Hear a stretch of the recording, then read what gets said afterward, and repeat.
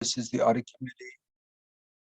Good morning, everyone. It is 9 a.m. This is the Audit Committee of LACERA. I'm Joseph Kelly, Chair, calling the meeting of Thursday, February 17, 2022 to order. Ms. Gonzalez, I think you have a statement or two you have to read, and then we will go to the first item on the second item on the board agenda.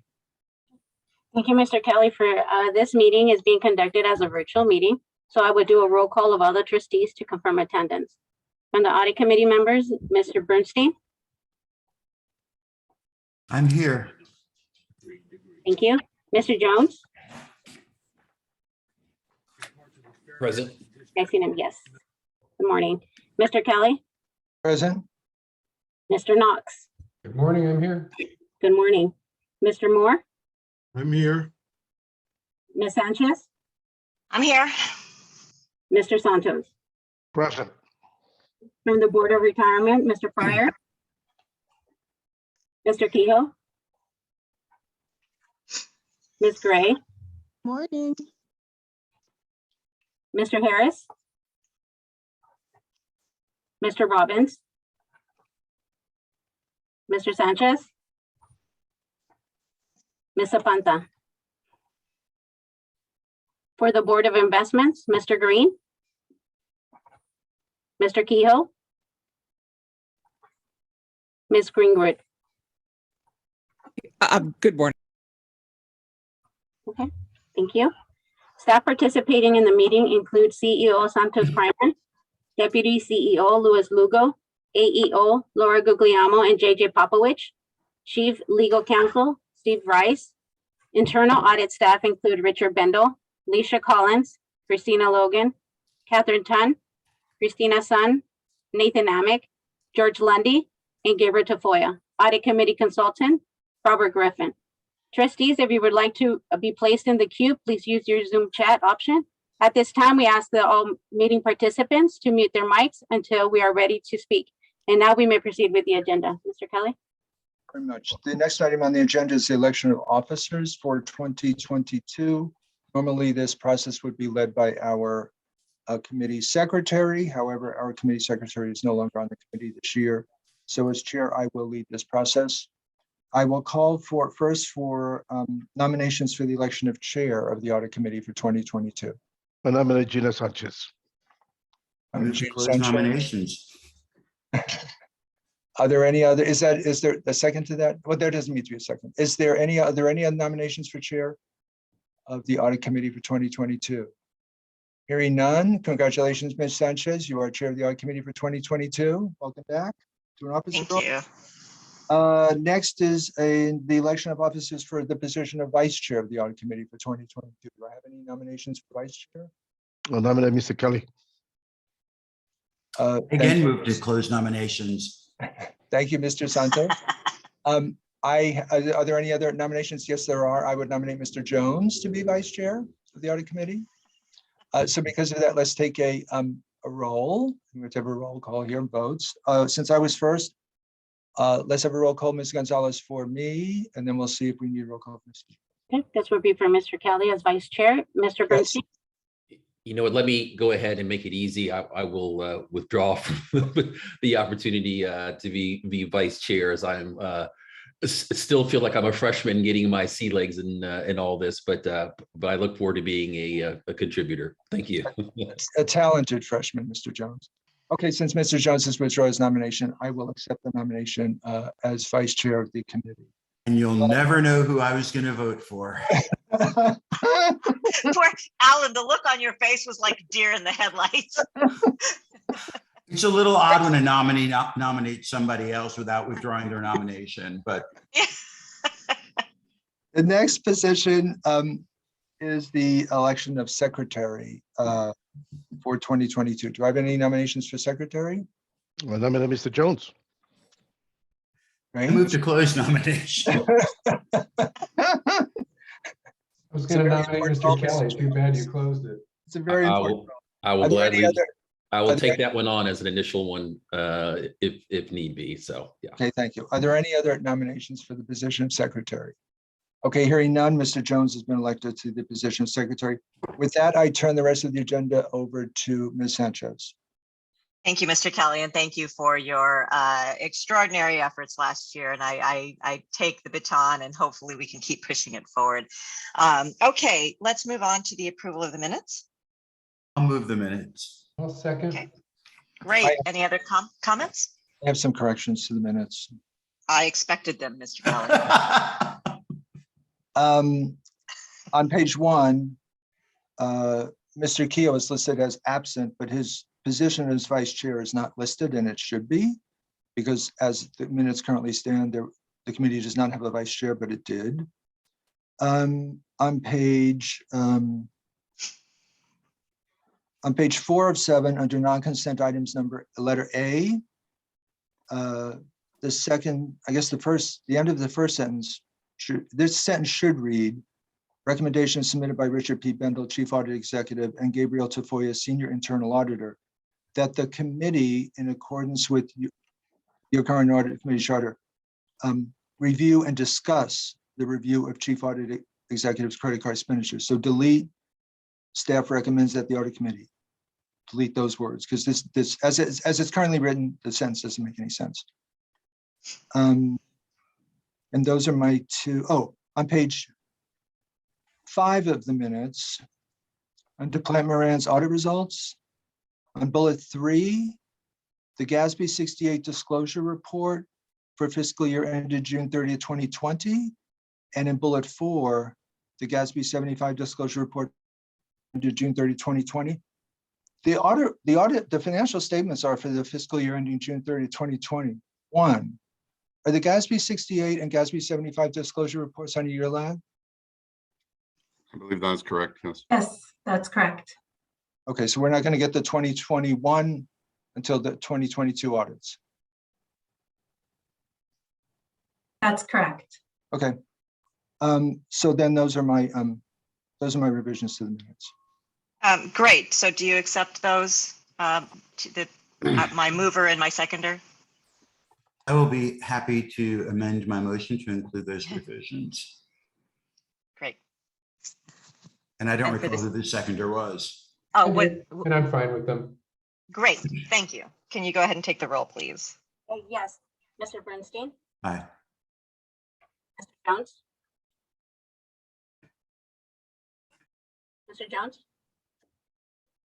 Okay, I'll come back. Mr. Kelly, Yes.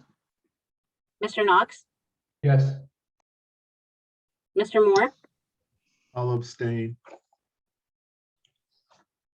okay, Mr. Santos, I wasn't here, so I also abstain. Ms. Sanchez. Yes.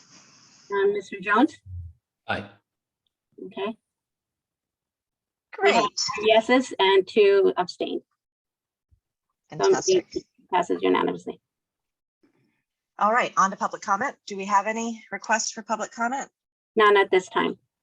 Super. Let's move on to the consent items. Mr. Rice? Or do we need to, we don't need to read the consent item. We can just vote. That's correct. Great. Thank you. We'll take a vote on the consent. Okay. Mr. Bernstein, We do need a motion in a second. I'll move the item. Okay. Thank you, Mr. Kelly. I'll second. Mrs. Keith. Thank you, Mr. Knox. okay. Mr. Bernstein, Aye. Mr. Jones, Aye. Mr. Kelly, Yes. Mr. Knox, Yes, Mr. Moore, Yes. Mr. Santos, Yes, Ms. Sanchez. Yes. The motion passes unanimously. Thank you. All right, on to the non-consent items. We'll begin with item A, which is our housekeeping item, the recommendation submitted by Richard Bendel, that the audit committee review and approve the proposed 2022 audit committee meeting dates. And I would like to, if there is no opposition, like to change the time from 9 a.m. to 8 a.m. Would that be acceptable? I would prefer that. I think that's a great idea. I'm okay with it. I also want to thank staff for proposing 4 meetings rather than 6. I'm good with all of this if everyone else is. I have a comment. I'm fine with ADM. I'm not supporting the reduction in the number of meeting minutes. We specifically increased it from 4 to 6, given the importance of the committee's work. I think there are a number of steps that staff could take to improve efficiencies related to the preparation of the meeting. I think there continue to be far too many administrative items on meetings that should be consolidated into one action item a year, and other things that staff can do. So to reduce the committee's meeting minute, to reduce the number of minutes by a third, I think is a pretty significant step. We didn't even go down to 5. We just cut 2 meetings. So, and I didn't feel the justification was sufficient, so I'm not going to support item A. Yep. Go ahead. Madam Chair, Yeah, I agree Mr. with Santos? I agree with Mr. Kelly and fully supportive of his position. I think it is really important that we continue to be engaged, especially given the current situation that we are facing. And so it is, I'm supportive. Thank you. Are we taking a vote on this? Well, we'll have to vote the, we need a motion and a second to vote on the recommendation. We can also have an amendment and vote on that. So we can do this in a number of ways. So Mr. Kelly, if you want to move with an amendment, then What I would move, Ms. Chair, is I would move the item be returned to staff and discussed with the current officers. Madam okay, Chair, that's the motion. Yep. May I comment on the discussion? Absolutely. Good morning, Madam Chair and trustees. We went from a 3-meeting schedule to a 6-meeting schedule last year. And while we found that to be effective, we really, as indicated in the memo, we've identified all of the responsibilities of the committee, aligned them with the 4-meeting schedule.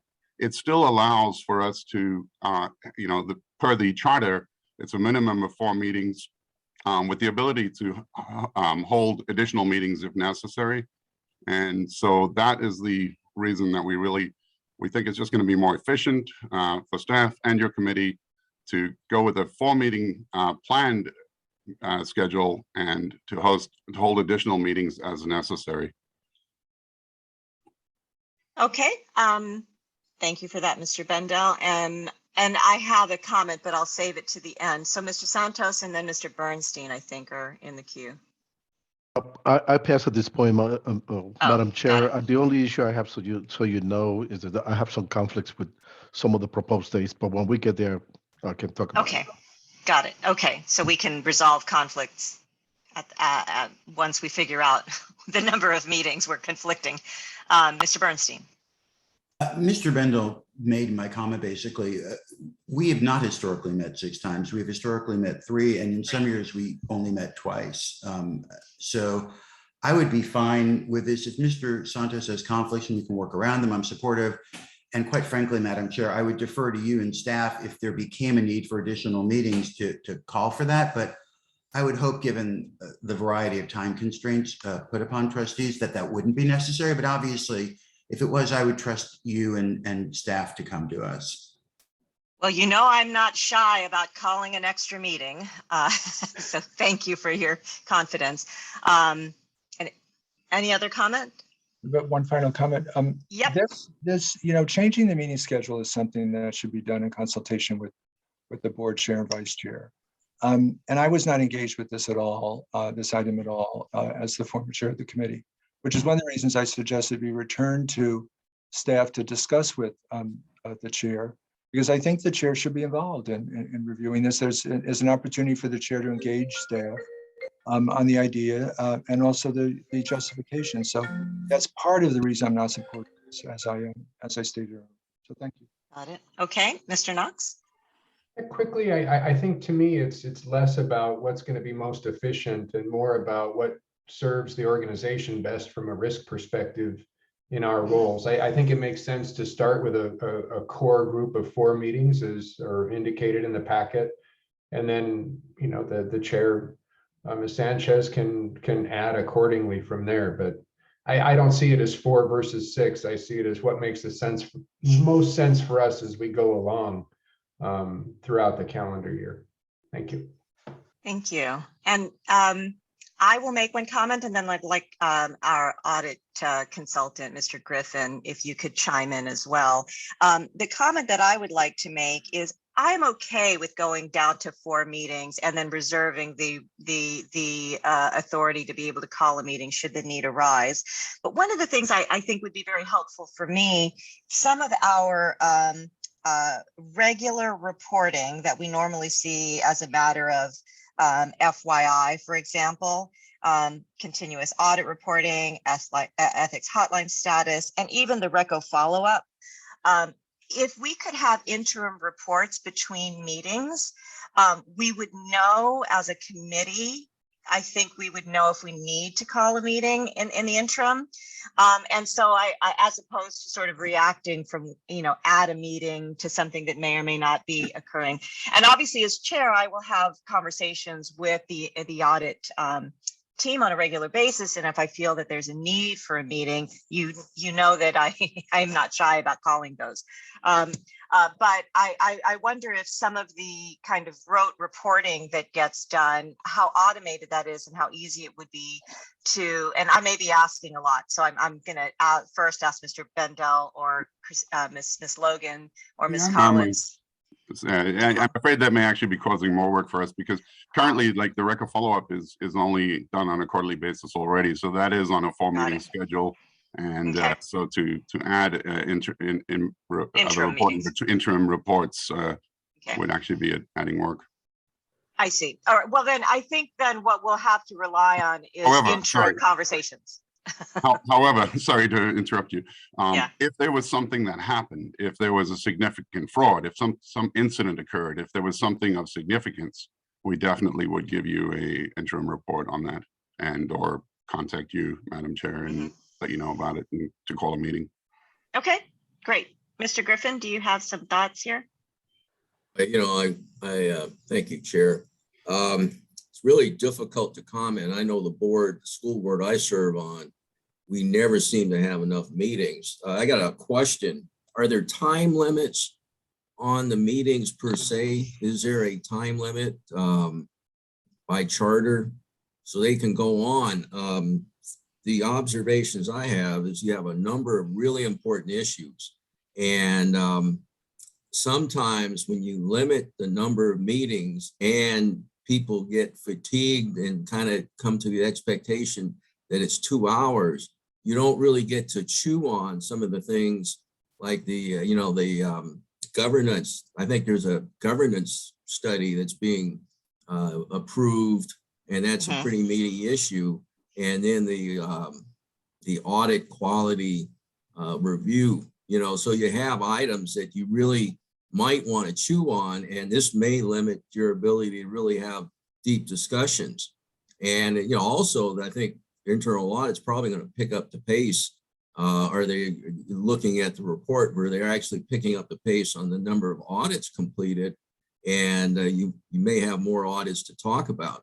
So, I mean, those are just observations that there is a lot on your plate, and you may not be able to get it in 4 meetings. Now, whether you have 4 or 6 or you have longer meetings, that's a board preference, I think. So I'll stay out of that, but those are my observations. Thank you for that. And I think, kind of given what you're saying, that Mr. Griffin, that if we went in the middle of that and added, say, 1 more meeting, there's a very long kind of time period between the August meeting and the December meeting. If you added an October meeting, I think that might fill in the gap for sort of getting work done toward the end of the year. Mr. Bernstein? I just need to respond to Mr. Griffin. We don't have time constraints on our meetings.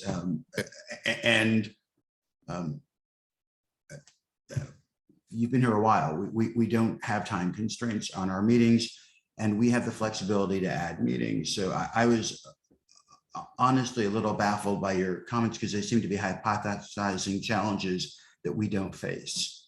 Yeah, and I didn't want to weigh in, I had to just give an observation, and I wasn't sure about the expectation or how people plan their days, so I.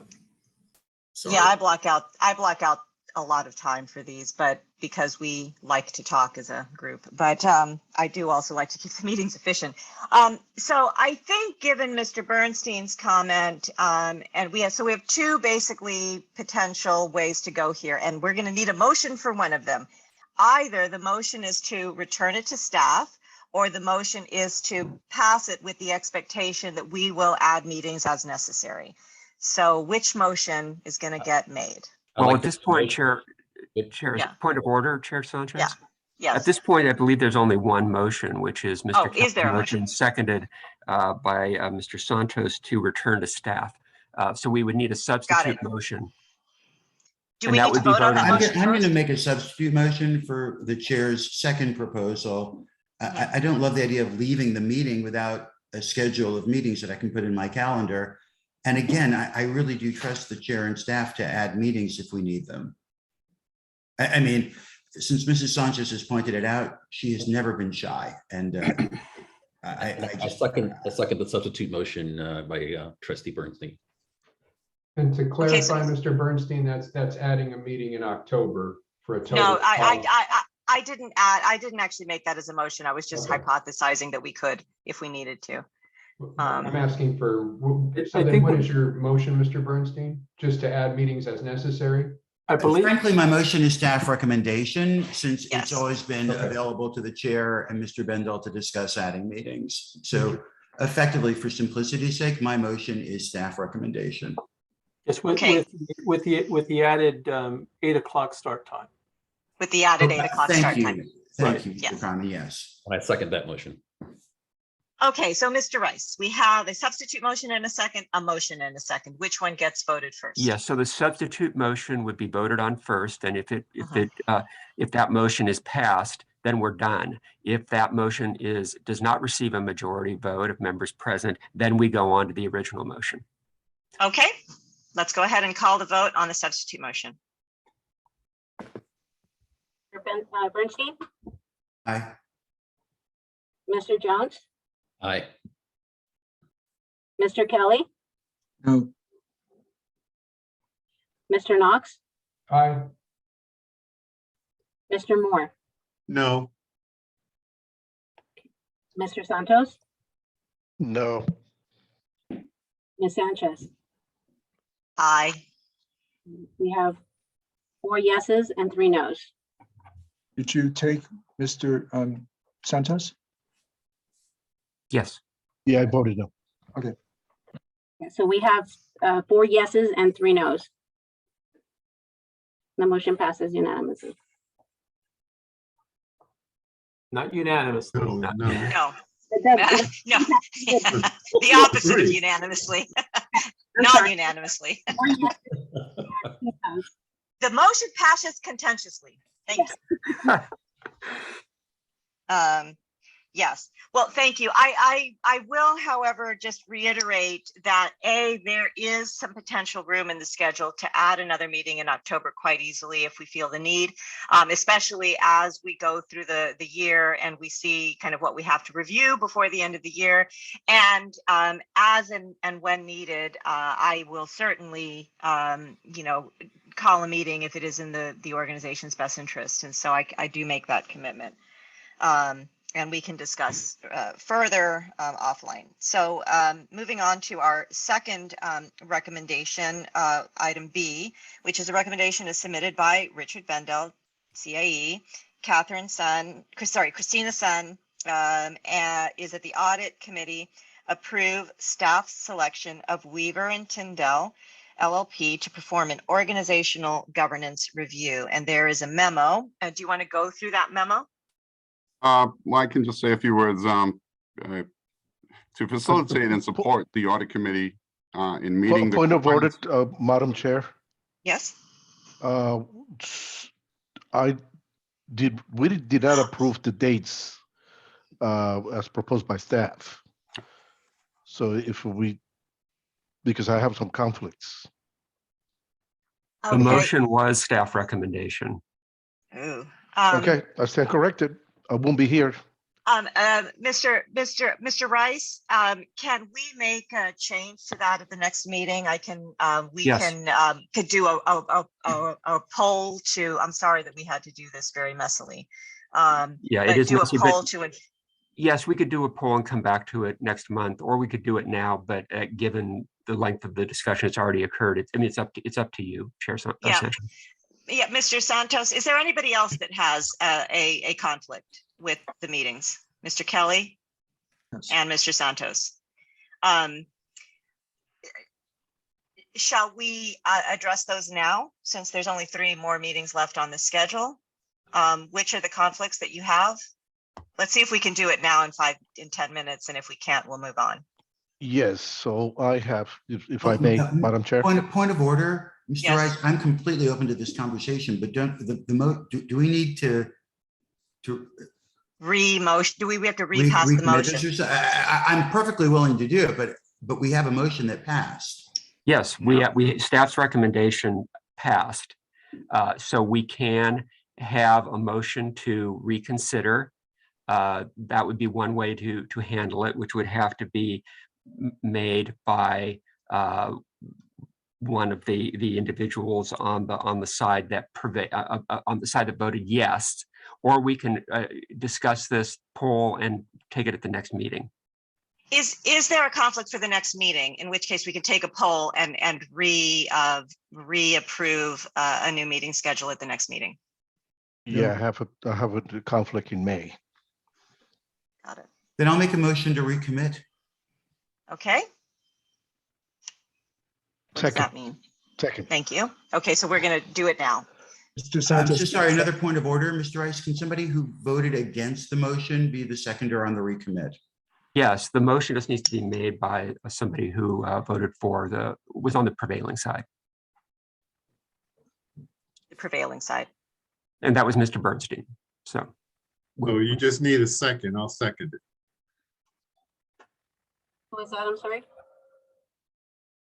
Who Oh, seconded? that was Wayne Moore. Mr. Bernstein, you were prevailing, and so your motion is important, and we need a second to that, which is Mr. Moore. Mr. Moore seconded, so we're good. We can Okay, So we're good. let's resolve Herman's date for next month That's right. or next meeting. I think Joe has one too, so I don't know if it's the same date. Joe, is it the same day? Okay, it's not. So let's start with May. Pardon me, point of order. We are we need to losing, vote. we're losing our focus here. We have a motion for reconsideration. We need to have a vote on that motion. Okay, can we take a vote? Okay, Mr. Bernstein, I'm tempted to vote against it just to go with the general tenor of the morning, but I will support it. Mr. Jones, Aye. Mr. Kelly, Yes. Mr. Knox, Aye. Mr. Moore, Yes. Mr. Santos, Yes. Ms. Sanchez. Yes. Okay, the motion passes unanimously. Okay, now, Mr. Santos, for May. Yes, ma'am. Thank you, Madam Chair. So the staff is proposing to meet May 19th Mhm. on have a conflict. I'll be out of the country on vacation. I have some available dates. Happy to unavailable anytime between the 5th and the 10th. So it will be 5th, 6th, 9, and 10 that are unavailable. Other than that, I'm not available the rest of the month. Got it. Anybody have an objection to the 9th? It's a Monday. Well, are we trying to stay kind of on a Thursday schedule, or is it not so much? I think we just need 4 meetings. I don't think it matters. Okay, well, I'm just trying to say in the tenor of other things I'm trying to schedule. Yeah, I know. We're all When it scheduling moves around. every day, and I can't just say it's a second Thursday, then it becomes. Yeah. Mr. Well, Brindle, we don't really- usually meet on Mondays. Is staff okay with the You Monday? said the Because 5th? You said the 5th was an Yes, ma'am. option? All right, the 5th is a So- Thursday. Everyone good with the 5th? No, the 5th is a VOR meeting, everybody. Oh, okay. So the 6th? The 5th is a BOR meeting? Yes. I thought it was the 4th, Wednesday, the 4th. I think it's the Thursday because of Milken, Mr. Santos. Milken Conference is happening that week. Gotcha. Stand corrected. Okay, Apologies. Friday the 6th. My preference would be the Monday only because if we're at Milken, then BOR, my preference would be not to have early audit on Friday the 6th, but. So Monday the 9th. 9th is good. That's The better. 9th? Can staff handle that? Yeah, anything but Saturday and Sunday, we're great with. Okay, so that's our first change.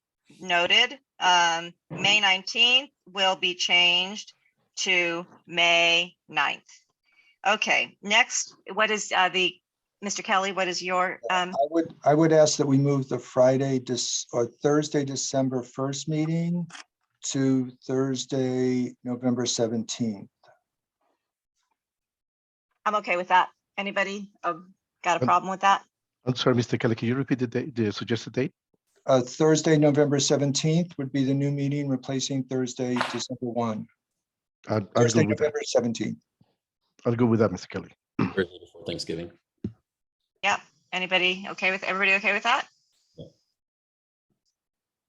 Okay, so now do we need a motion to approve these two change, to take I staff's will approval move with these? I will move staff recommendation, but Madam- change our start time to 8 a.m.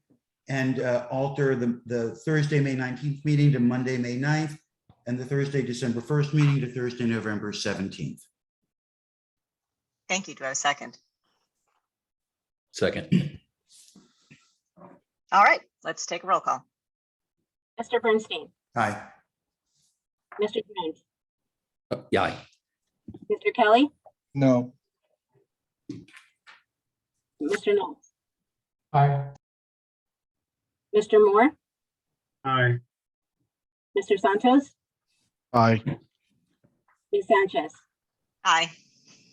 The motion passes 5 yeses and 1 no. Okay, less contentiously. We're making progress, people. All right, moving on. Thank you. So now we have the recommendation for the selection of Weaver and Tidwell, to perform the organizational governance review. And Mr. Bendel, you were going to make some comments. Yeah, in accordance with the your audit committee charter, this section 7 on responsibilities.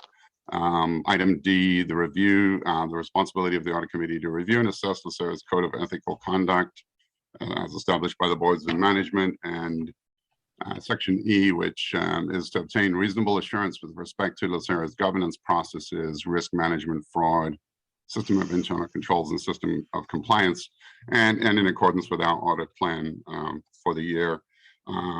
And we went and submitted a request for bids from the pool of firms that we have that your committee, that the audit committee approved last year.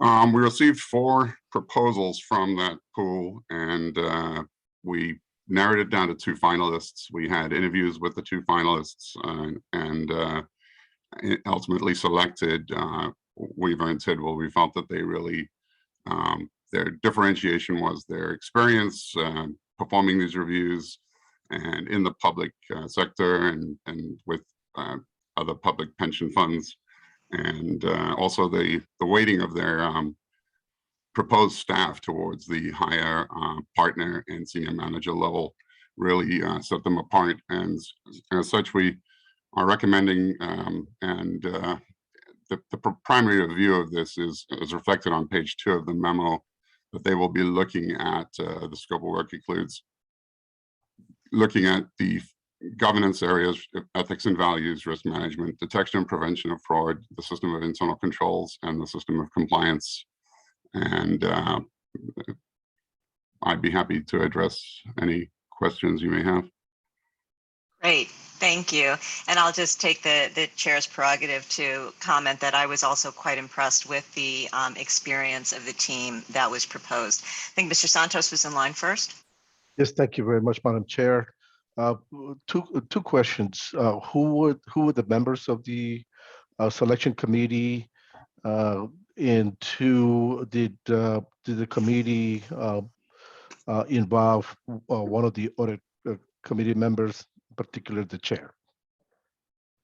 No, this is a staff committee that selects these firms, and as that was, as I believe we determined last year.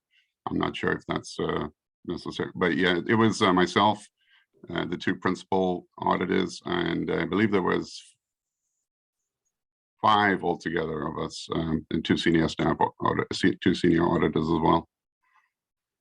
I think in the future, if I may, is that the members of the committee should be listed in your memo, and also to really think about working with the chair of the committee in selecting these vendors. I think it's important that this committee have some input.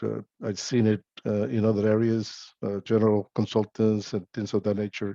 It's always good to be able to have a trustee, or in this case, a member of the committee. Thank you. Otherwise, I'm supportive. Okay, so that is a good recommendation. I think that if the committee members are regularly reported, that would be very helpful. Mr. Kelly? Thank you. I'm going to support this, but my concern, Richard, is that this is the second audit committee agenda in a row now, I believe, where we don't have a review of audit committee reports on the agenda. And yet we're going ahead and invoking an agreement with the firm to conduct yet another audit.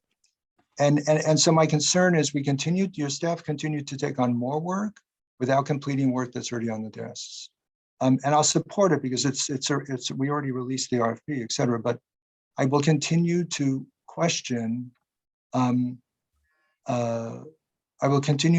whether or not that's the best way to go forward here, particularly given the fact that there have been so few audit reports in the recent past that have come before the committee. Thank you. That is a very good point, Mr. Kelly, and one that actually I was going to raise in item D, but being that I think we probably should have taken D, then C, then B, now that I think about it, but that is a good point. Mr. Jones? Yeah, what I was going to say was somewhat related to that. Given the 8-week schedule, are we to anticipate that the substance of this review in report form will be agendized for the next audit committee meeting? Yeah, we should have this report completed and presented to your committee at the May meeting. Okay. We also, just to Mr. Kelly's point, we did provide your committee with the LACERA bonus program audit report this week for your review. We've also completed an external penetration test that's in the final stages and should be provided to your committee shortly. There is a HR hiring audit that is underway that your committee approved at the last meeting that is in the final stages of field work. We have a number of other audits in progress too, the termination of access, accounts payable, the LACERA 960 review and the LA County 960 review. There's along with a lot of other administrative responsibilities that we have undertaken, including the EQA of which was the audit of internal audit, which will be presented at your next meeting as well. So they've completed their field work last week, and so we have a tremendous number of projects nearing completion, and yeah. Okay. Mr. Jones, do you have any follow-up, or is we good? I don't know if that's a hanging hand there. Let me remove it. That hand refuses to come down. Great. And Mr. Bendel, I also noticed that you rolled the ethics review into this audit. Did you just determine that it was most expeditious to do it in conjunction with a governance audit? So in this review, they're going to be assessing maturity of each of these areas. And we thought that was the right place to start. The ethics review, we had pending the engagement survey that was completed by Human Resources. And then at this point, given that we were going to be doing this assessment of maturity in these areas, we figured that was the right place to start, to incorporate it into that. and Got then it. consider any further work that needed to be done after that. Okay, all right, I'm good with that. Any other comments? Okay, Make a so motion. to accept do we the need to staff. do we need a motion? Or is this, We move need a to motion. accept? We need a Move motion. Okay, recommendation. I'll Okay. second. great. Roll call? Mr. Bernstein, Aye. Mr. Jones, Aye. Kelly, Yes. Mr. Knox, Aye. Mr. Moore, Aye. Mr. Santos, Yes. Chair Thomas. Yes. This motion passes unanimously. Okay, look at us moving along. All right, item C, this is the recommendation as submitted by Richard Bendel, Alicia Collins, and Christina Logan, that the committee approve the proposed internal audit fiscal year 2022-2023 budget request, and upon approval, direct staff to include it in LACERA's administrative budget for board approval. So do you want to make any comments here at the beginning? Oh, I guess before I get into the budget itself, you have attached the IAA standard 2020, which states the CAE must communicate the internal audit activities plan and resource requirements, including significant interim changes to senior management and the board for review and approval. And when the IAA talks about the board, we'll get into this in our orientation as well. They're talking about the audit committee, and specifically in our case, where the audit committee has that delegated authority. Item B in the package, or attachment B, is the audit committee charter, and which on page 5 under responsibilities again talks about the internal audit activity. Item A, B is review and approve internal audits, annual audit plan and resource plan. And also attached is the proposed budget, which is attachment C, and the draft audit plan that we prepared. And again, with the audit plan, given the timing of this needing to come to the committee at this meeting, we, based on our interim risk assessment and just an understanding of the risks and audits that need to be included, have prepared that draft audit plan. You'll see there are some TBDs in the plan, and that'll be finalized and brought to your committee at the May. We're just trying to determine whether it'll be at the May meeting or whether we'll bring it. I think we're going to bring it to you at the May meeting for your comments, and because one of the things is to get the audit committees. So we'll bring our finalized risk assessment and audit plan for input by the committee, and then possibly finalize that at the August meeting is the plan, I believe. So the intent here is to start to get preliminary input then. Excuse me, I'm sorry. And then the intent here is to get our preliminary input. Any No. input that you wish to give today, we welcome. We will provide another bite at the apple at the May meeting Got it. with more information and our risk assessment. Okay. Then, yep. So Mr. Kelly has a question, so I want to Sure. see when you're done. Love it. no, Continue. Okay, my question is, normally when the boards approve a budget, we're given information about this year's total budget amount, this year's actual expenditure amount through the year to date we're reviewing the item, annualized expenditures, and next year's budget, and some comparison. Here, you give us line items on S&S, and I have no idea what the total budget is for the division, because you only include components of it, and you don't include the information that we need to approve a budget. For example, you include no information on what your staff costs are. But yet one would think they would go up with ordinary salary increases, plus you're reclassifying a senior secretary item to a higher level administrative assistant item. I don't know. I have no information on that.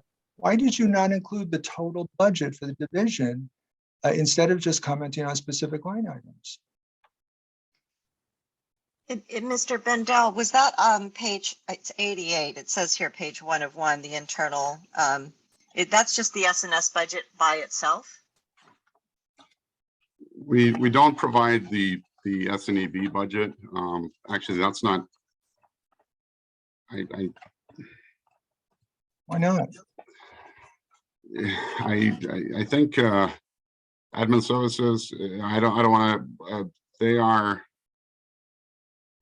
I think that's just I don't really have a good answer. I mean, I think that's something that they are reticent to provide in a draft format. I'm not sure exactly why that is, that we don't get the S&EB budget as part of our package when we're doing this. There is an org chart that reflects the position and the additional position request, the organization chart, the salary information. I'm not sure if there's some. I don't believe there's a confidentiality aspect to that, but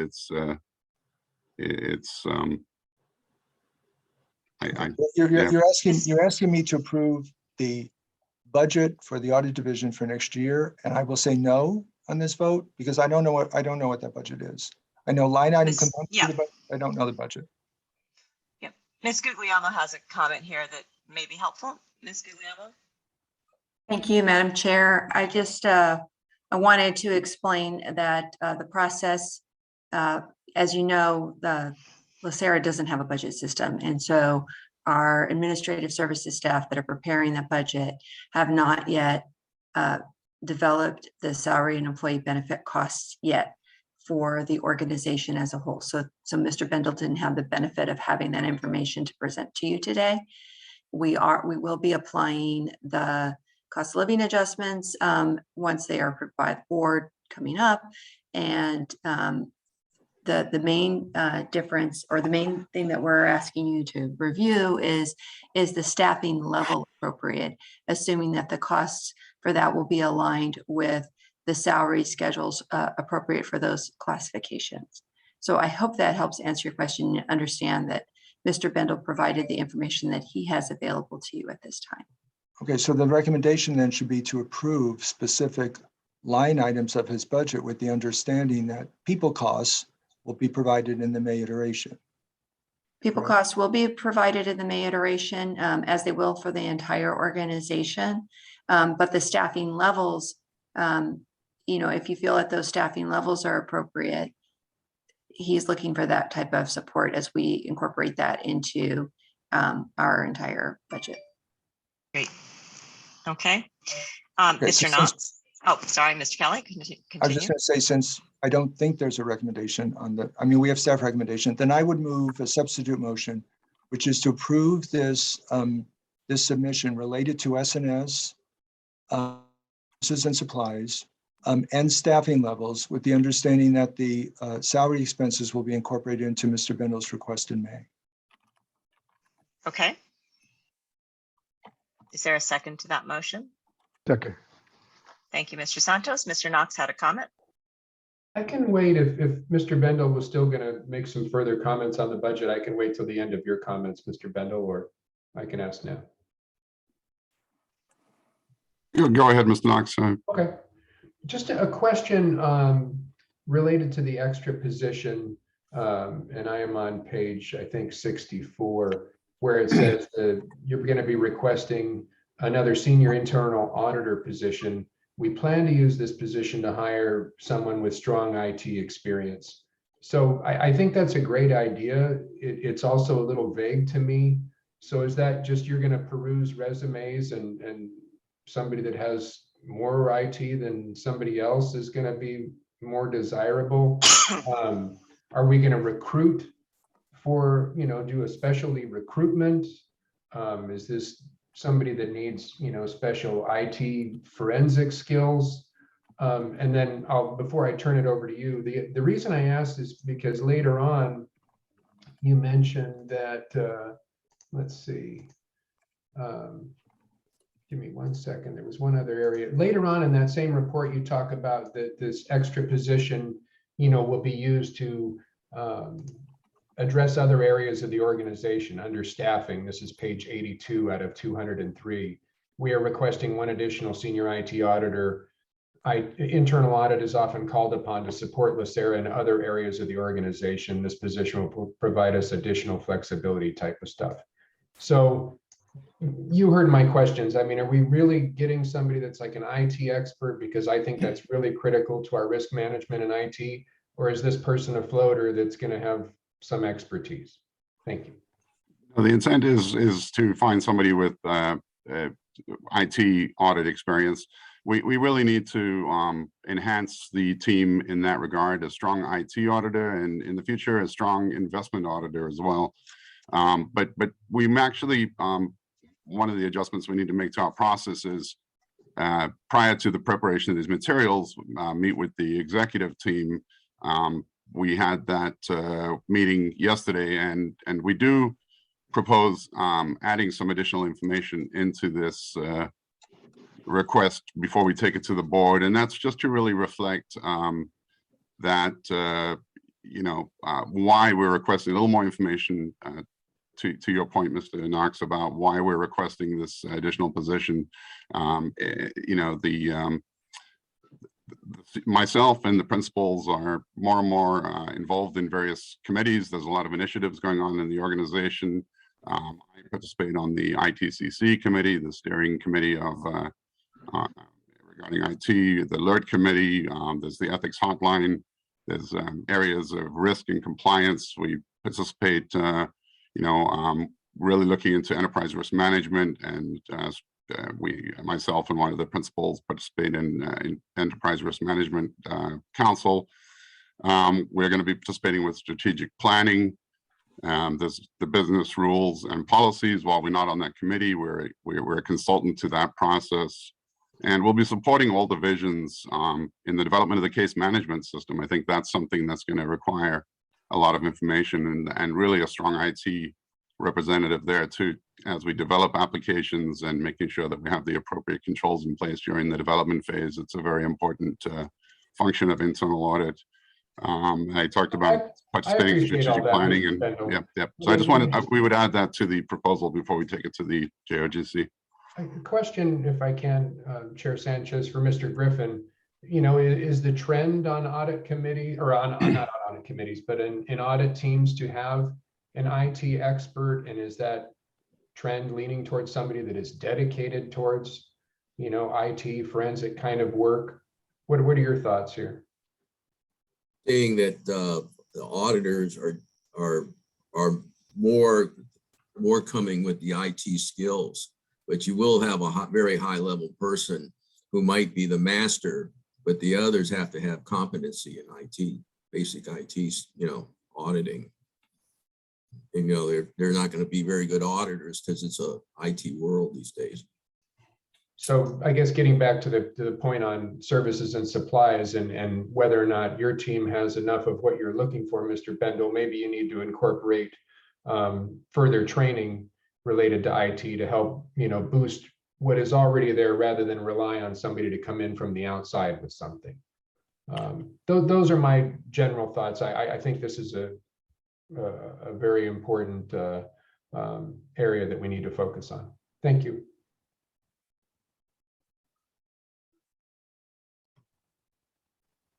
You're muted, Ms. Sanchez. Thank you. Mr. Kleiman, do your comments respond directly to Mr. Bendel's comments, or shall I move on to Mr. Kelly? Yes, just very quickly. We did have a discussion with Mr. Bendel, and I just wanted to say that we are in support of the additional position. In light of the changes, the drastic changes that we have undergone in terms of our IT technology and moving from an on-site prem to more cloud-based computing and so on and so forth, we believe that it's important for Mr. Bendel to have the counterbalance to our InfoSec folks, quite frankly. So we are supportive of the additional position. We will provide estimated actuals in the next go around for the trustees to consider, the committee members to consider. And it definitely was a timing issue in terms of having the information available, negotiating the contract. It just got ratified. The labor contract just got ratified by the unions last Friday. And so we weren't privy to, we didn't want to run out ahead, quite frankly, of the process. So, but we'll have better information for you the next time around, and we'll work with Mr. Bendel and his team to ensure that we make a good presentation on this budget request. Okay, great. Thank you. Mr. Kelly, your hand was up and then it went down. Did it go down? It did go down, ma'am. Okay, thank you. Mr. Jones? Yeah, just a question real quick. Do we have a benchmark at all in terms of, just as I'm trying to calibrate where we go in terms of increased internal audit operations, is there kind of a benchmark in terms of competencies or capacities that an organization of our size and complexity should have, or is that something that's going to be an outgrowth of the governance report that's coming on? I'm just trying to figure out how to calibrate these conversations a little bit. Are we behind? Are we, on par and just trying to catch up? Like, how would I? Good question. Specifically, the size of internal audit for the organization? Or the capacities? The capacities, well, it does vary, and we participate in the Association of Public Pension Fund Auditors. It's a tremendous organization for sharing ideas, because we're all dealing with most of the pension funds in the country are usually facing the same risks. And so it's a forum in which we used to meet when we could meet, and with the different funds and network with them. It crosses the span. We're probably somewhere in the middle. There's, some funds have a significant number of, but it depends on, there's so many variables. We get involved in a lot of work. We oversee the external audit managers, the external audit firm, where we hire the actuarial firms. So we do a different amount of work than some of the other funds. And the other thing too is, depending on, it's hard to compare. It's apples to oranges. Some funds have a lot more plan sponsors. They do plan sponsor audits, so they have significantly larger audit teams, and others have smaller teams. So I think it's not really a benchmark. That's a apples to apples comparison is what I'm saying. I wonder if it would make sense to have Mr. Griffin, our audit consultant, put together a sort of peer group analysis to help inform the board at our next board meeting as a matter of education as to sort of what are the trends right now in the pension using IIA information, which should be fairly readily available, and work with Mr. Bendel to sort of give us a good picture of the trends. Would that be an appropriate, and what does that require in terms of approval if we did something like that, Mr. Rice? Yeah, that's exactly what I was getting at there. A committee direction would be sufficient for that, or you can take a vote. It's if you wanted to have the authority of a committee action, there should be a motion and a vote. Okay. I make a motion that we recommend that our outside auditor present for the purposes of education to the board, kind of a comparative state of our internal audit services relative to our peers. Great. Do I have a second? Keith, I'll second. Okay. Can we take a vote? Just Point of order. Point of order. Go ahead, Steve. Yeah, point of order. We will need to vote on the first motion, which is the motion on the budget proposal first, because that's the first in line. Standing motion. Got it. And then we would vote on Mr. Jones's motion. And my point of order, I think, is that Mr. Jones referred to Mr. Griffin as the outside auditor. Mr. Griffin is the audit committee consultant. Okay. Yes. Thank you for the correction. Okay. Let's start with the first. Well, first for the second, Mr. Knox, is that okay? That correction? Yes, Madam Chair. Thank you. Okay, great. So let's start with the motion. Who made the motion for Mr. Kelly. Mr. Kelly. Seconded by Mr. Santos. Perfect. Let's take that roll call now. Please review what the motion is, Madam Chair, or have somebody do that. The motion is to approve the staff submission of the services and supplies budget And we are approving the staff levels in the staff document. And then in May, we will consider the salary and benefits expense of staff. Thank you. I'm an aye. Mr. Jones, Aye. Mr. Kelly, Yes. Mr. Knox, Aye. Mr. Moore, Aye. Mr. Santos, Yes. and Chair Sanchez. Yes. The motion passes unanimously. Okay, let's go ahead and take a roll call on the second motion, which was for a benchmarking study conducted by Mr. Griffin, the committee audit consultant, and presented at the next meeting. Mr. Bernstein, Aye. Mr. Jones. Can you hear me? You're on mute. Aye. Mr. Kelly, Yes. Mr. Knox, Aye. Mr. Moore, Aye. Mr. Santos, Yes. Chair Sanchez. Aye. The motion passes unanimously. Okay, thank you. As a matter of time check, it's 10 a.m. Do we need a 10-minute break for bathroom and such? Yes, please. Yes, please. Thank you. So let's take a 10-minute break. We'll begin at 10:10. Okay. Okay, I think we need, there we go. Everybody's back. So we'll go ahead and get started again. So just to review, we're at item D, but Mr. Griffin had a comment for the committee. So we'll start with that. I just wanted to point out a couple of things, and one of them has to do with the assignment, and I appreciate and will do the best, but this particular assignment is fraught with peril. And Okay. so I say that because normally, you know, when you, and this is just my honest thoughts, I'm being asked to do something, I will try to do it, except we don't really have a well-defined scope of work, and you haven't, you know, and we haven't really talked about, you know, the peer group, you know, how deep to go into the peer group and some other things. So I am, you know, I'm thinking I need more guidance so that I don't waste a lot of valuable resources and don't come back with the data that everybody wants. So those are just some initial thoughts on this process. The second thing, and I'm always trying to figure out what am I going to say during the meeting.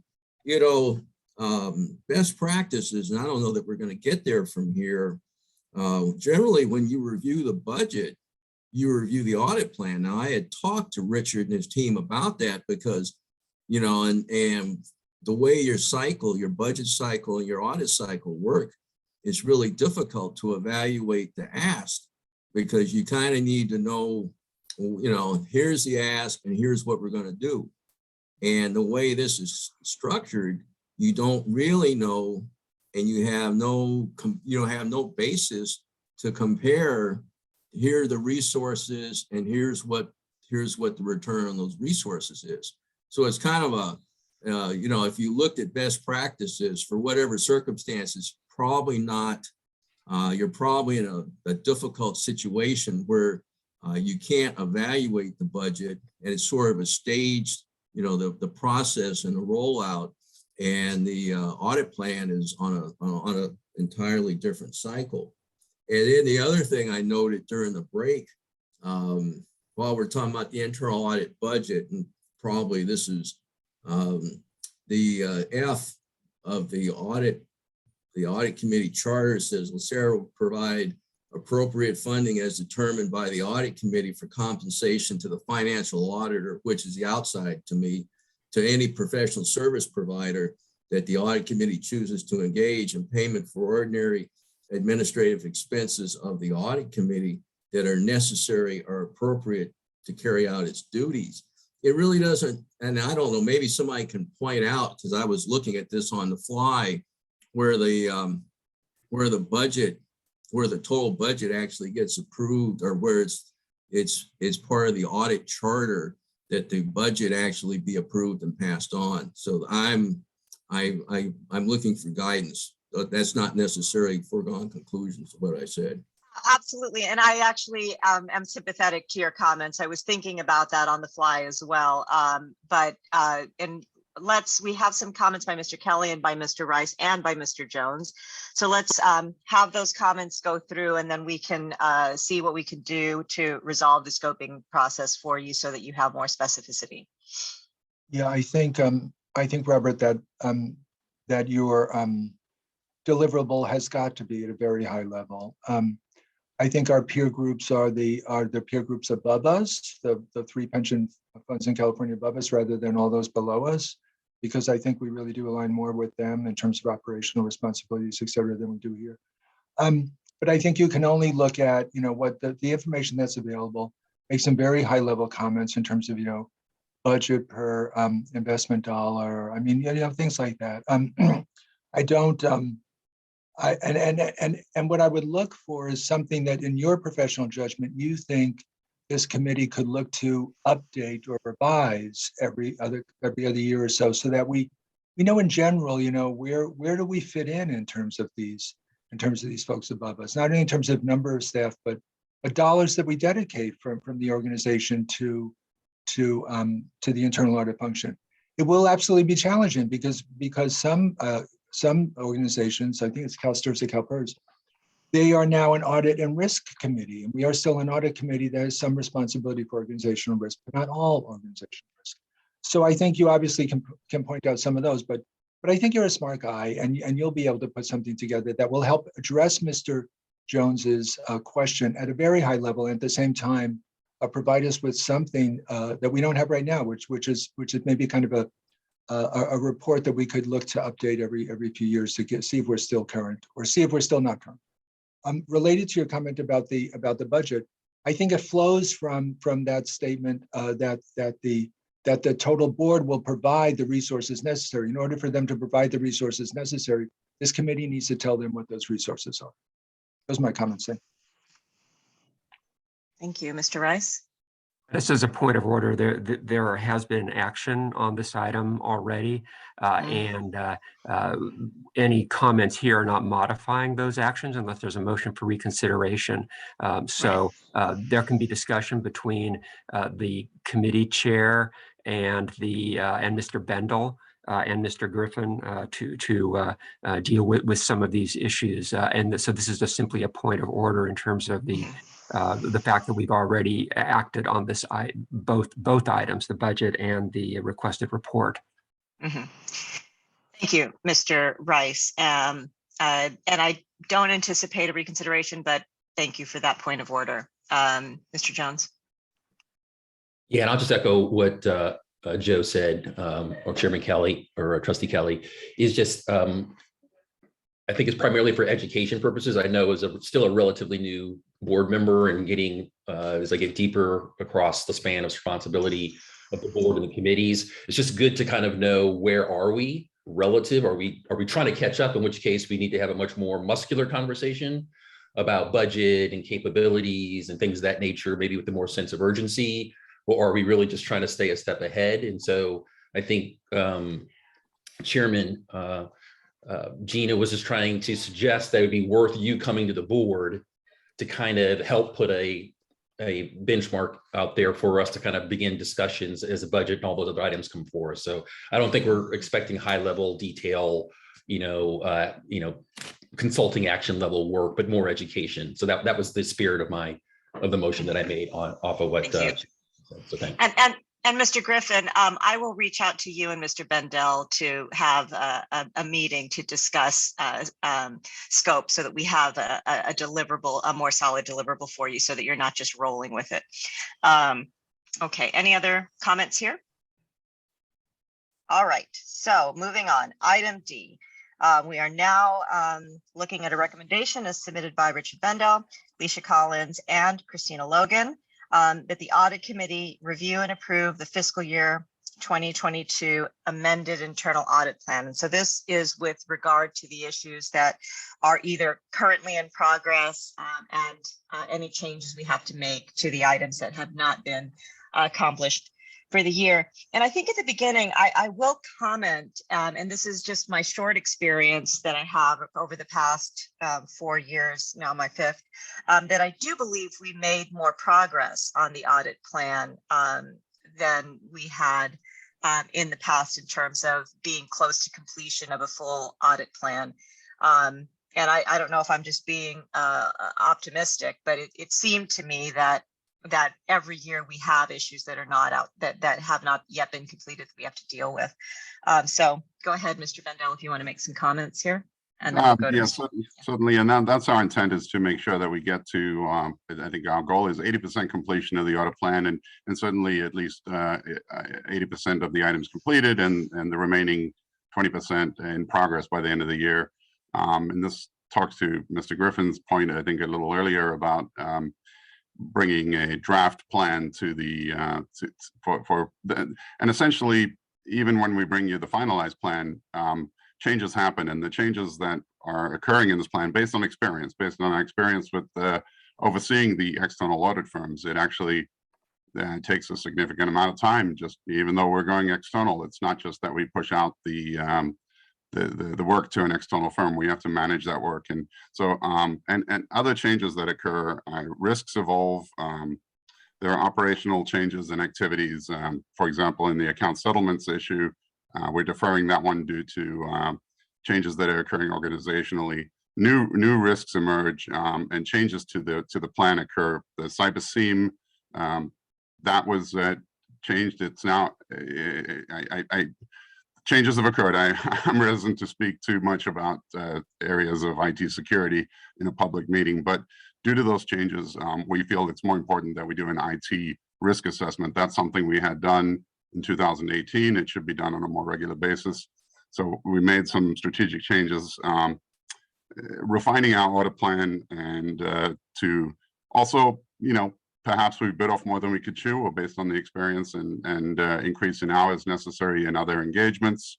We're making adjustments to the plan, and that's required by the standards that we bring that back to the audit committee. Not only that we get our plan approved at the beginning of the year, but that we bring changes to your committee for approval. And the audit plan is dynamic. The risks are dynamic, and so we make these modifications and are requesting the committee approve the modified audit plan at this point. Okay, thank you. Mr. Santos. Yes, thank you, Madam Chair. I have a question. Hopefully, Mr. Grable, CIO, is on the call. But my question is with regards to the investment due diligence audit. Could you elaborate a little bit more on that? What does that mean? Does it mean the due diligence that the staff is performing and the consultants all together? Could you elaborate on that a little bit? What's the vision there for this type of audit? I'm in agreement, but I just want to understand it. Is that good morning, Mr. Santos, members of the committee? Is that more a question for Richard in terms of the scope of that assignment?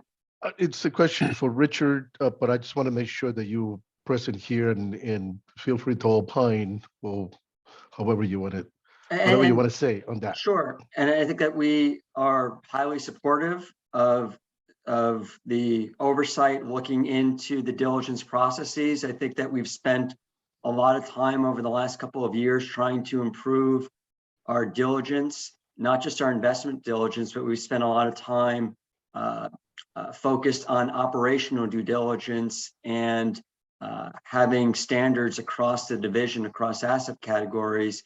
And I think our diligence has improved. And but if there are areas of incremental improvement that come from such an audit, that's terrific.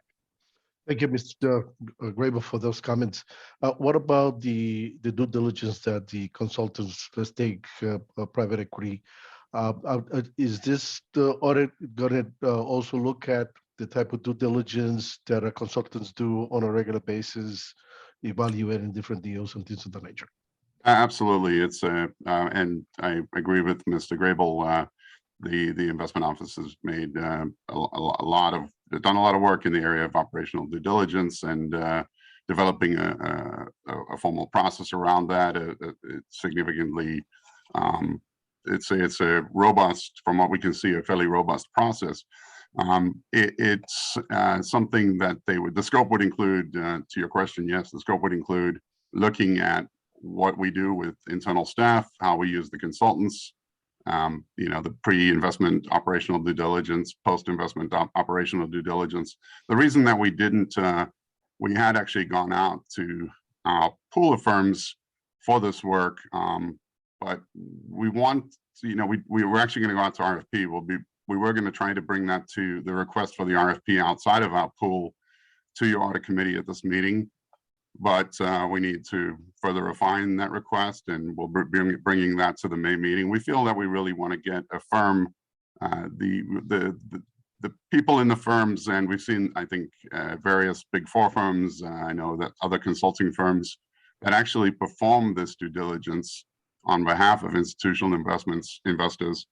We think it would be good to have that level of expertise look at our program to get more meaningful assessment of our program.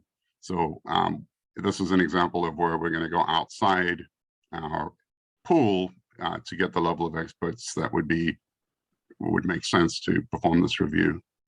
I agree, and thank you for that. I think it's important that we do that. Just one last question, if I may, Madam Chair.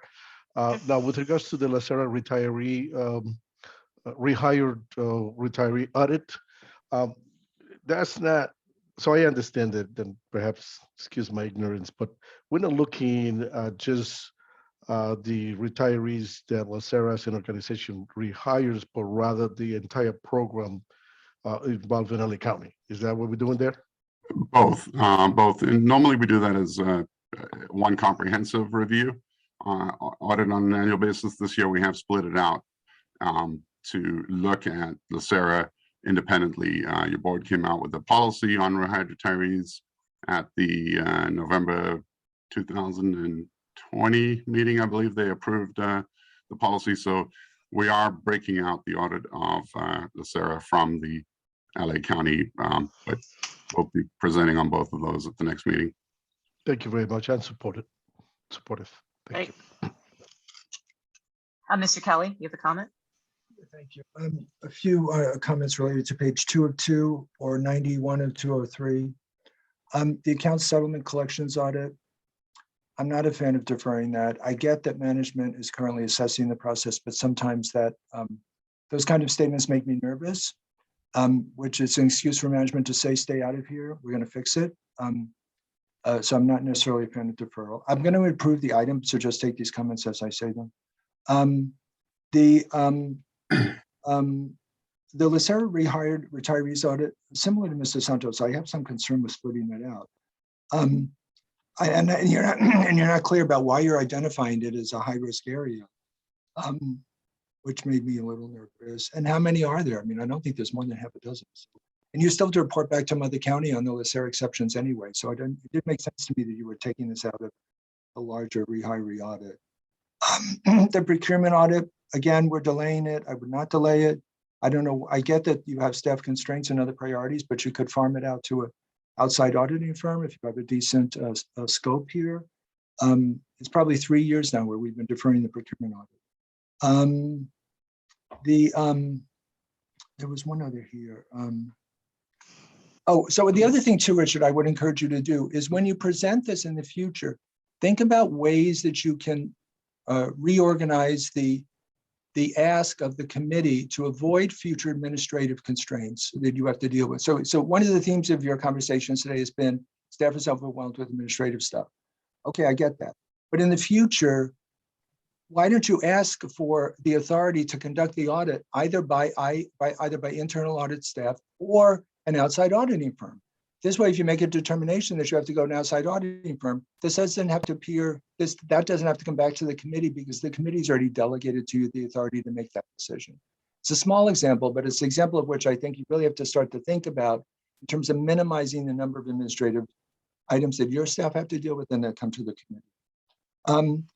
I'll approve it, but in the future, I do have some concerns with some of the justifications provided, or some of the things that are coming off the list, but I'll still approve it. Okay. Any other comment? Mr. Bendel, do you want to respond to He that? doesn't have to respond in the interest Okay. of time, Madam Chair. Great. All right. And then I think from my own perspective, Mr. Bendel, my face ID isn't working there. Is I did notice some of the deferrals, and I understand that if things are fundamental, if a process is fundamentally changing, it may not be that useful to audit a process in flux. I understand why, but I do think that it is, helpful that we sort of forge through, because I feel like that can become a permanent state of existence, because things are always changing. And so at some point you have to draw a line and say it's time to do an audit. The second thing I would say is I think it would be very helpful for the items in progress to let us know what the sort of estimated completion time is for those, so we understand sort of how much overlap we're going to have between last year's work that's in progress and getting ready, nearing completion, and the work we're taking on for this coming year. So we know, is it a big overlap or is it a small overlap? I think that would be very helpful. And I don't know if you want to just make a comment about that now. You sort of alluded to it earlier, but if you want to make a comment on just sort of what the tail of work looks like. I don't know that I really have a specific comment, only that we believe with our refined plan that we are more confident that we will complete the plan or have the work in process, everything in 80% of the plan completed and 100% of it in process, at least by the end of the year. I think to the point of the carryover, we are in discussions about how we handle that, and maybe even separating out the probably as planned from the new plan to account for the additional time that if we do exceed, that's something for consideration. We need to give that more thought. Okay. So then I think for this right now, this requires a motion and a second in order to approve the adjustment to this working plan. So do we have a motion? I'll move staff recommendation. Okay. Do we have a second? I'll second. Thank you. Perla, can you go ahead and take the roll, please? Yes. Mr. Bernstein? Aye. Mr. Jones? Aye. Mr. Kelly? Yes. Mr. Knox? Aye. Mr. Moore? Aye. Mr. Santos? Aye. Sanchez? Aye. This motion passes unanimously. Okay, thank you. And now we're on to our reports. I think we're going to begin with an audit orientation by Christina Logan. Hello. Lisa, could you pull up the presentation? Yes, I'm trying to. I need access to share my screen. Madam Chair, just a point of order. Could we consider receiving and filing this report? So I think the purpose of the committee orientation is a matter of ensuring that we have kind of appropriate education.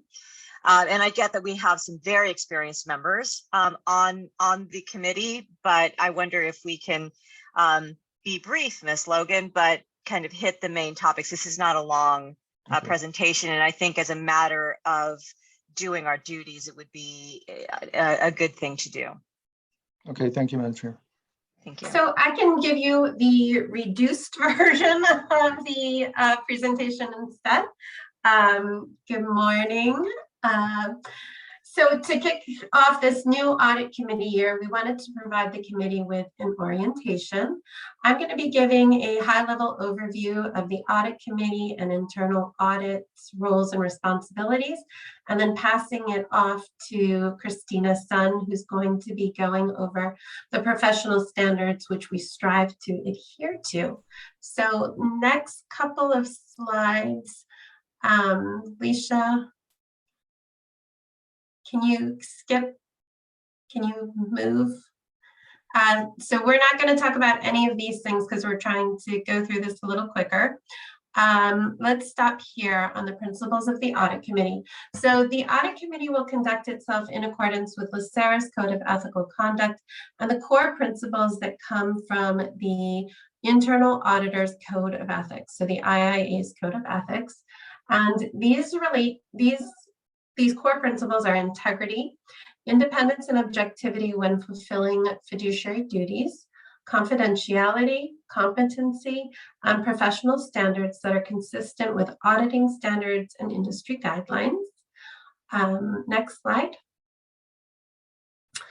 Richard already mentioned this, but the IIA defines the board as the highest level governing body, but it also may refer to a committee or another body which the governing body has delegated certain functions to. So in our case, this is, and LACERA's case, this is the audit committee. So when you see in the standards, the board, they're actually meaning the audit committee.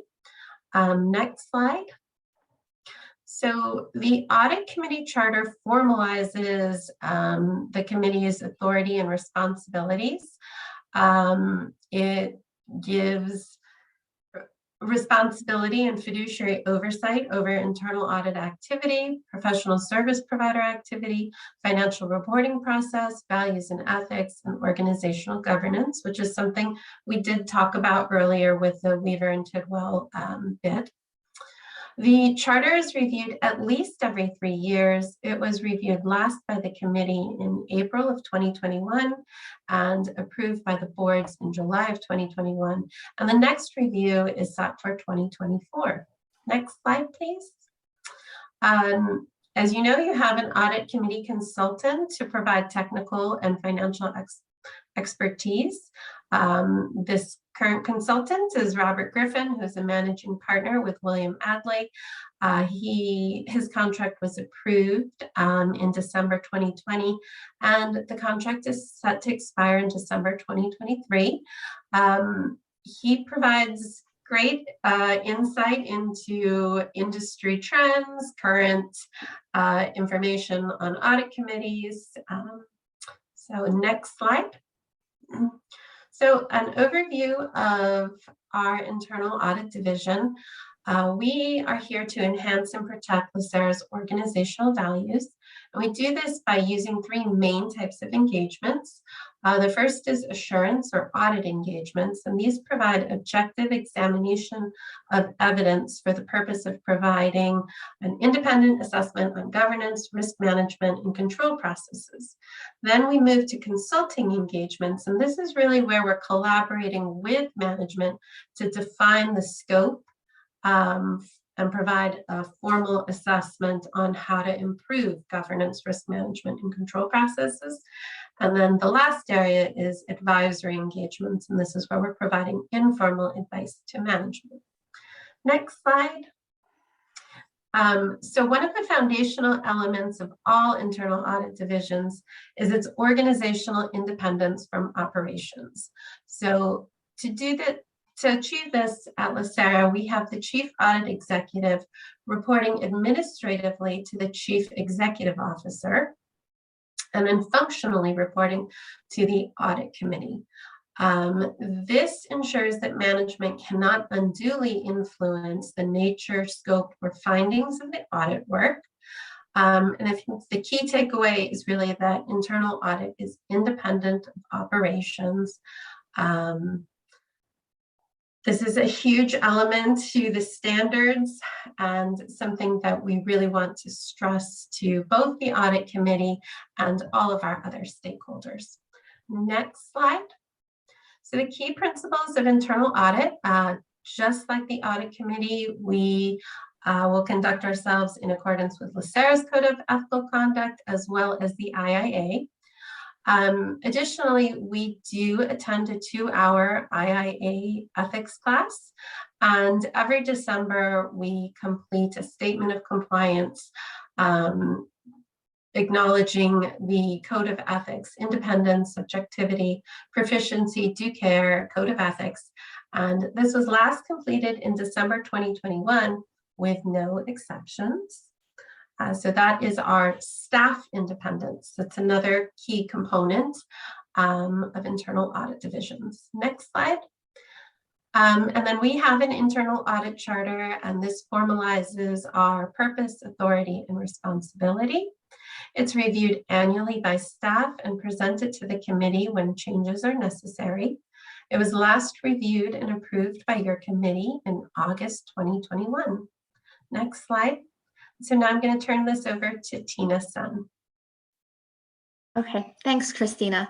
As Christina mentioned earlier in her presentation, the IAA developed standards, guidance, and certification for the internal audit profession. The IIA is also well known for publishing the International Professional Practices Framework, IPPF. As shown in the circular graph to the right, the IPPF consists of the mission of internal audit, mandatory guidance, and recommended guidance. So looking at this circle, you can see that the top half of the circle shows the 4 elements of mandatory guidance. They are the definition of internal auditing, core principles for the internal auditing practice, code of ethics, and the standards for internal auditing, or commonly just shortened as standards. These 4 elements lay the foundation for LACERA's internal audit services and are embodied in our work. The lower half of the circle shows the recommended guidance. These guidance provide supplemental information on the general application of the standards. Now, the most important part of the framework is the actual standards. For us internal auditors, it provides a framework for performing value-added internal auditing work and to establish a basis for evaluating internal audit performance. For an organization like LACERA, the standards can be used to foster improvements in organizational processes and operations. The full standards can be found as attachment C with the agenda memo. I will now give you a high level of the standards introduction. Next slide, please. Okay, so the standards have 2 components, attribute and performance standards. The attribute standards address the characteristics of organizations and parties performing the activities. It talks about defining the purpose, authority, and responsibility of internal auditing, and includes requirements for independence, objectivity, proficiency, and due professional care. Reference to these standards can be found in our Audit Committee Charter, the Internal Audit Charter, and various items that we bring forth to your committee. Next slide, please. So the second portion are the performance standards. These standards describe the nature of internal audit activities and provide criteria to evaluate the performance of audit services. While the majority of these standards are centered on performing audit work, some of the performance standards do stipulate reporting requirements for the CAE to report to the audit committee. These following matters. So any significant issues identified during audits, periodic updates on the status and results of the annual audit plan, status of open audit recommendations, and a summary of status on issues reported through the ethics hotline. Any significant interim changes must be communicated to the audit committee for review and approval. For example, we brought the audit plan amendment agenda item to you earlier for approval. Our division also continuously report on these matters throughout the year to the audit committee. Next slide, please. Okay, and then finally, we want to showcase some other professional resources that we utilize in addition to the IIA. I will call attention to 2 of them, APFA and ISACA. I think Rich already mentioned APFA earlier. This is a professional organization dedicated to internal auditors in the public pension funds. This professional organization has over 100 member retirement systems, including CalPERS and CalSTRS.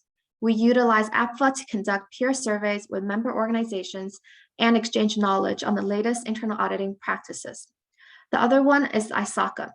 ISACA provides guidance, benchmarks, and governance tools on information system.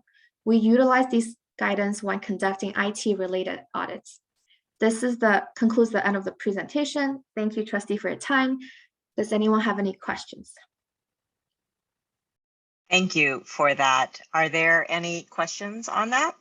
Yeah, I have one question. Yes, Mr. Moore. On the Information Systems Audit and Control Association, do they have any certification programs for auditors? Yes, they offer the CISA, Certified Information System Auditor, which we have some on our team. Okay. Thanks.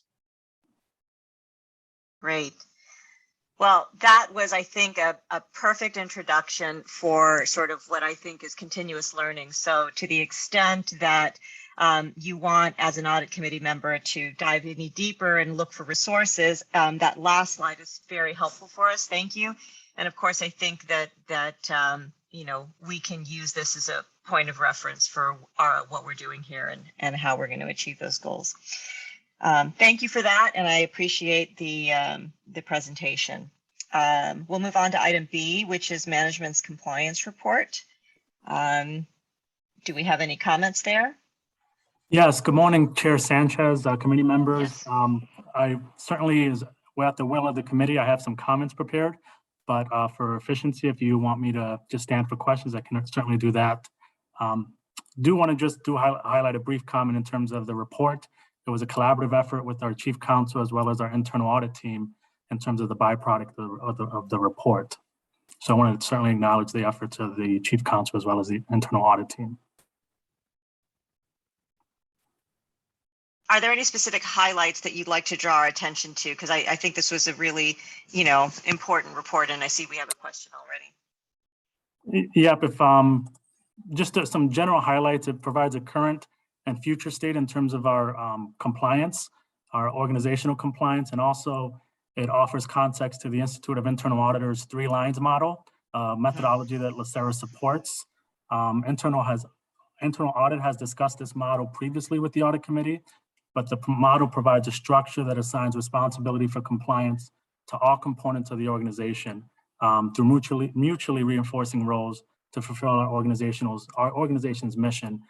Specifically in terms of the future state for LACERA is one of the things we want to highlight is a dedicated compliance officer to really reinforce and bolster our second line model, which currently stands with our quality assurance, our information security team, but also really developing a compliance program throughout LACERA, a comprehensive program that is. With that, I'll stand for questions. Super, thank you, Mr. Lugo. Mr. Kelly, you have a question. I guess thank you for the report and the work associated with it. I know it wasn't easy to do, but I was missing why you did it. Is it to comply with some standard, or you just had nothing else to do over the last 3 weeks? I mean, there was no background about why this is coming to us, and I would appreciate a little more. No, that's a good question, Trustee Kelly. If you look at the internal audits in charter, part of their charter actually has a managerial compliance report that should be delivered to the audit committee. And I think that was a initiative within the internal audit team over the last few years, but that's something that through our biweekly meetings, something that we wanted to elevate as an executive team and ensure that we charted a course to get there. So that's really the end goal, is to ensure that we have a normal cadence of compliance, managerial compliance reporting that's delivered to this respective committee. Okay, thank you. In the future, it'd be helpful if you included that somewhere in the initial background section of the report, so that connection is more clear than it was. Thank you. Great. Are there any other questions? All right. Well, thank you, Mr. Lugo. Very much appreciate the work and applaud the work you're moving towards having that second line of defense bolstered. So I appreciate it.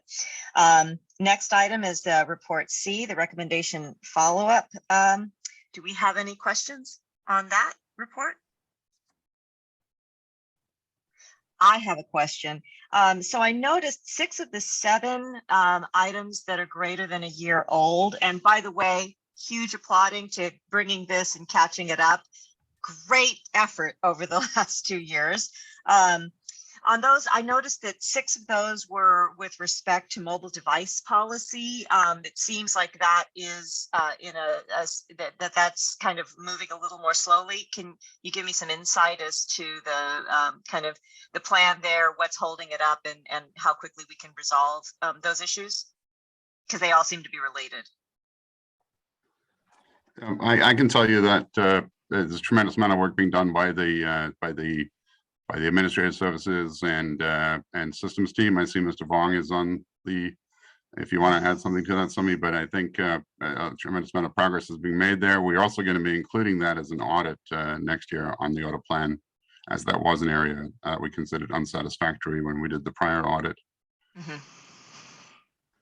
Yes, given that you flagged 6 recommendations, so I can appreciate that. Mr. Vong, do you want to add to kind of the progress and where we are, the state of play how soon it will be before we can expect to see resolution here?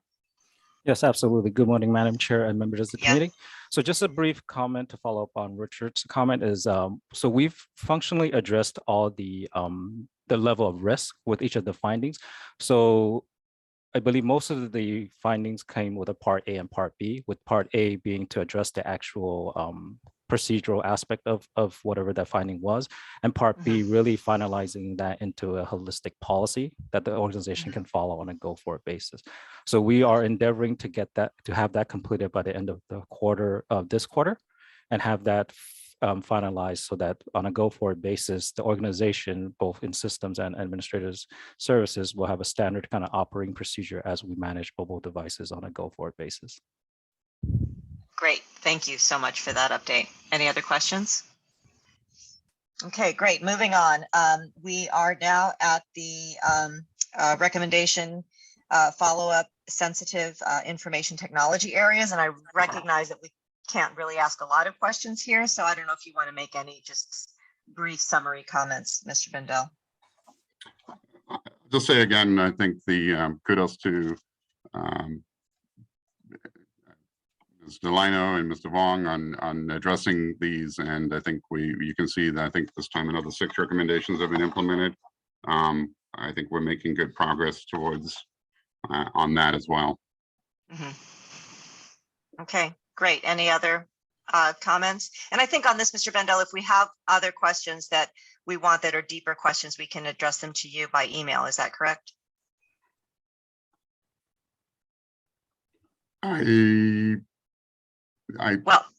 don't see any questions, so I'm assuming that's a moot point. Yeah, I'm not sure on the Brown Act issues regarding that, communicating with me outside of the meeting. Okay. Yes, questions can be, informational questions can be submitted. Do not circulate them to all the committee members. They should go from one committee member to Mr. Bendel and not CC to other committee members. Okay, thank you for that. So if anybody has any specific questions, you can follow up. Moving on to the recommendation follow-up for the KPMG's external quality assessment. Looks like we're making progress there as well. Yeah, I think one of the key elements of that was, as Ms.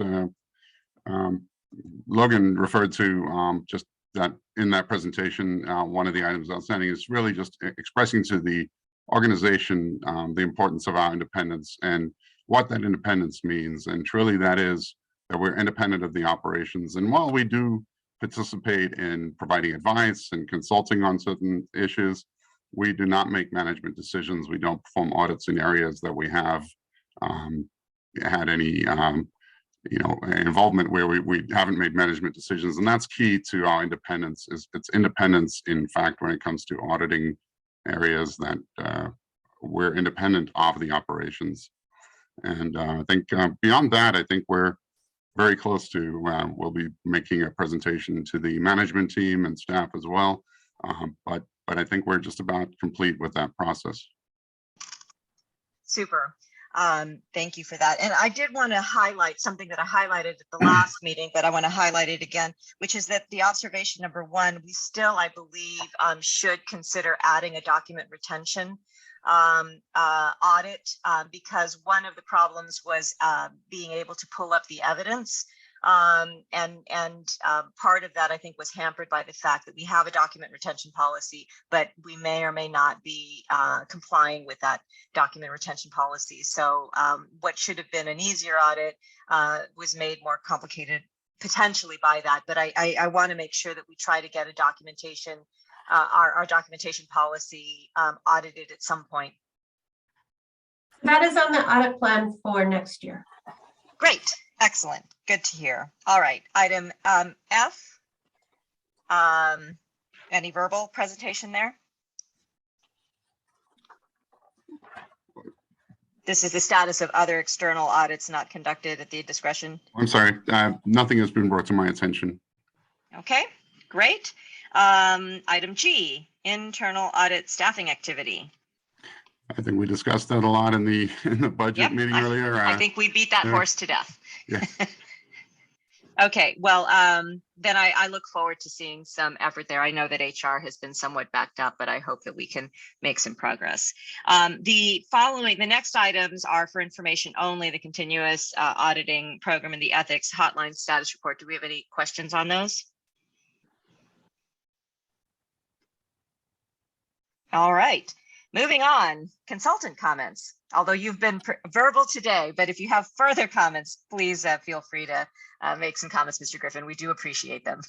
I enjoyed the spirited meeting, and I'm looking forward to bringing you back some useful data that will give you some insight. Thank you. Fantastic. All right. So do we have any items for staff review? Okay, good of the order. Okay, Ms. Guglielmo?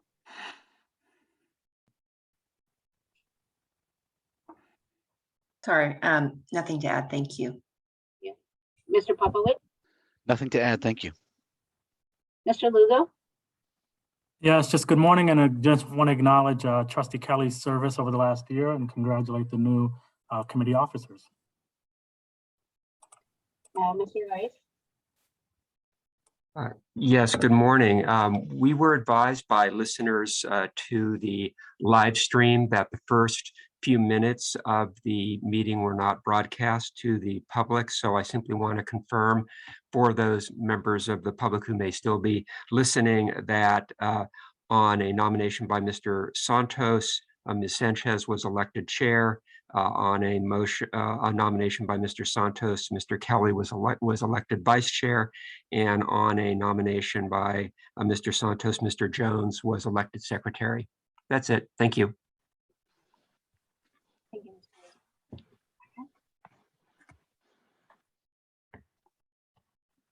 Okay, good of the order for the rest of the committee.